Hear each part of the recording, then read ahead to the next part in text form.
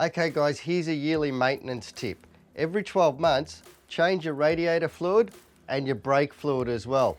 Always keep them fresh, because if you don't, then your bike's not going to run cool and your brakes aren't going to work as well. The brakes do get hot and the brake fluid does boil, which contaminates it a little bit, and it's the same with the radiator fluid. That gets hot and it boils and it contaminates it as well. So it's always a good idea, every 12 months, change them over. And another little tip is, go out and get yourself a sauce bottle. It makes it a lot easier to be able to change the brake fluid, because there's only a little opening in the brake fluid reservoir for when you're actually replacing it. So you don't spill it anywhere, because it's quite dangerous and corrosive if you do drop your brake fluid. So get a sauce bottle, change over your brake fluid. It makes it a lot easier job.